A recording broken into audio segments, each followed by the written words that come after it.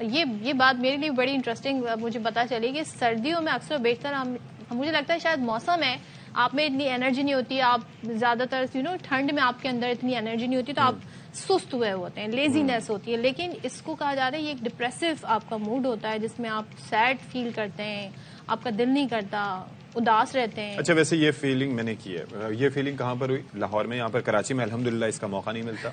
لاہور میں جب یہ اسموگ والا چکر چل رہا تھا، آئی واز ورکنگ دیر، تو وہاں پر مجھے اندازہ تھا کہ مسلسل وہ اسموگی سی کیفیت دیکھ کے کہ آپ کوئی بندہ نہیں دیکھ پا رہے، ادھر سے نکل رہے ہیں، کچھ نظر نہیں آ رہا، تو آپ عجیب بیزاری اور عجیب ڈپریشن سے اندر ہی آپ کے اندر سرایت کر جاتے ہیں. تو بہرحال کیا ایشوز کیا ہیں، یہ ڈس آرڈر ہے کیا، واقعتاً ہے، کس طرح سے اس سے نمٹا جا سکتا ہے، موسم سے اس کا کوئی تعلق ہے یا نہیں؟ تو ہمارے ساتھ موجود ہیں ماہر امراض نفسیات professor doctor Javed Akbar Dard Sahab. Thank you so much for joining us again.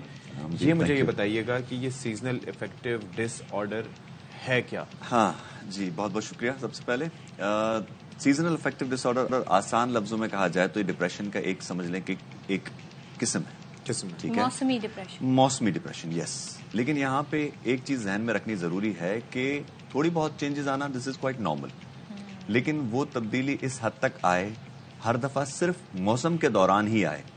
سردی کے پرٹیکولرلی سردی میں ہوتا ہے، لیکن گرمیوں میں بھی کچھ لوگوں کو ہوتا ہے. لیکن سردیوں میں اگر آئے اور ہر دفعہ اس طرح سے آئے، ہر سال، ایک سال آیا دوسرے سال آیا، دین آپ اس کو کہہ سکتے ہیں کہ سیزنل افیکٹو ڈس آرڈر ہے. ورنہ جیسے اکثر کہتے ہیں کہ ہمارے ہاں مختلف انوائرمنٹل فیکٹرز اور بھی بہت زیادہ ہوتے ہیں، بہت زیادہ معاشی مسائل، معاشرتی مسائل، اس کی وجہ سے چیزیں ہو رہی ہیں، وہ ایک کمپلیٹلی الگ چیز ہے. لیکن یہ صرف پیورلی اسی وجہ سے ہو، ویدر کی وجہ سے ہو اور سردی کے موسم میں ہو. اس کا کیا تعلق یہ ہے کہ کیونکہ ظاہر ہے اب بہت سارے ملک ایسے بھی ہیں جہاں پہ 6 گھنٹے سورج ہے، 3 گھنٹے سورج، کیا ہماری ایک دن کی روشنی بھی ہمارے موڈ کو لفٹ کرتی ہے؟ یہ بھی کوئی تاثر؟ جتنا گلومی ویدر ہوگا، جتنا ڈارک ہوگا، کلاؤڈی ہوگا، اس سے ایک وقت تو ہم محظوظ ہوں گے کراچی والے، لیکن ہم کہیں گے بھائی کہاں ہے سورج؟ ہر نئی چیز کچھ دنوں کے لیے تو اچھی لگتی ہے، لیکن اگر یہی موسم باقی جیسے کچھ ممالک میں مستقل طور پہ ایسا رہتا ہے تو ان میں سورج کی روشنی کم ہوتی ہے، اندھیرا زیادہ ہوتا ہے. اندھیرا جب زیادہ ہوتا ہے تو دماغ کا ایک کیمیکل ہوتا ہے میلاٹونن، وہ میلاٹونن جو ہے وہ ریلیز زیادہ ہو رہا تھا، اس لیے نیند والی کیفیت ذرا زیادہ رہتی ہے. جبھی آپ سردیوں میں زیادہ سو رہے ہیں. جی زیادہ سو رہے ہوتے ہیں، اور وائٹامن ڈی کی کمی ہوتی ہے جس کی وجہ سے مزاج میں اداسی، مایوسی، ایسی کیفیت بھی ذرا زیادہ ہونا شروع ہو جاتی ہے. سیروٹونن کا بھی ایک اور کیمیکل ہے. تو یہ سارے کیمیکل مل کے اثر انداز کرتے ہیں. Thanks to these studies. ورنہ تو لوگ کہتے ہیں یار اسے بھوک نہیں لگ رہی، یہ زیادہ سو رہا ہے یا نہیں سو رہا تو اسے عشق ہو گیا ہے. ہمارے یہاں تو یہ کہا جاتا تھا. شکر اس ریسرچ. اچھا وہ بھی ہوتا ہے، ایسا نہیں ہے کہ وہ نہیں ہوتا ہوگا، وہ بھی ہوتا ہوگا شاید.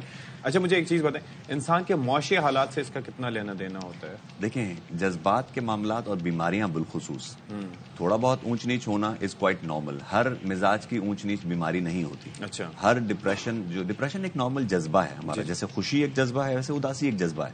تو ہر اداسی بیماری نہیں ہے، لیکن اگر مستقل رہتا رہے. سیڈنس اور ڈپریشن کو، سیڈنس از اداسی ہے نا. سیڈنس ہمارا نارمل جذبہ ہے، اداسی ہے. مجھے کوئی چیز کہیں نقصان ہوا، کوئی ٹریفک میں آج رش ہوا، ٹائم پہ نہیں پہنچا، کسی نے کچھ کہا تو یہ میں اداس ہو گیا، میں پریشان ہو گیا. دس از نارمل، میں اس سے نکل آیا.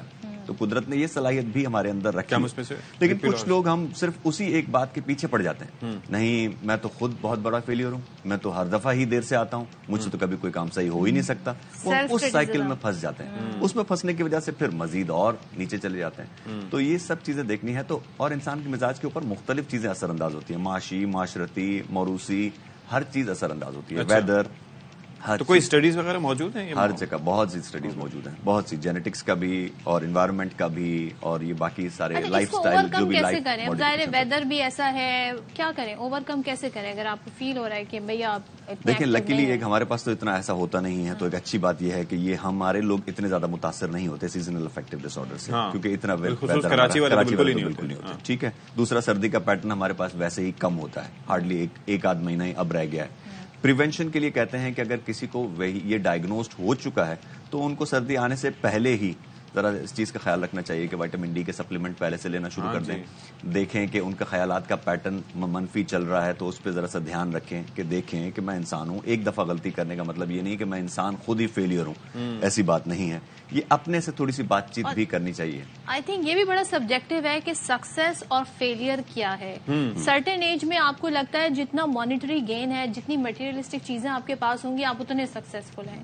لیکن بائی دا ایج آف 40 اور 50 آپ کو لگتا ہے آپ کی فیملی کتنا خوش ہے، आपने उनके साथ कितना अच्छा तरजीहात वैसे चेंज होती रहती हैं, वो आपको सम टाइम सक्सेस। हर इंसान देखे ना, कुछ लोग ऐसे होते हैं जिनकी बुनियादी जरूरियात ही पूरी नहीं हो रही, अगर उनके लिए तो ये बाकी सब चीजें तो लाइक वो तो सिर्फ सोच ही सकता है कि कैसा होता है, कि सिक्योरिटी क्या होती है, क्योंकि उनको तो रोटी के मामला मसाइल हो रहे हैं। तो बुनियादी जरूरियात एक अलग चीज है, उसके बाद सेफ्टी सिक्योरिटी आती है, मोहब्बत वगैरह वो तो सिर्फ बाद में आता है कि बाकी ये जो सारी चीजें, तो बुनियादी चीजें तो यही है कि घर हो, छत हो और बेसिक खाना हो, हवा हो, ये चीजें तो हो ना।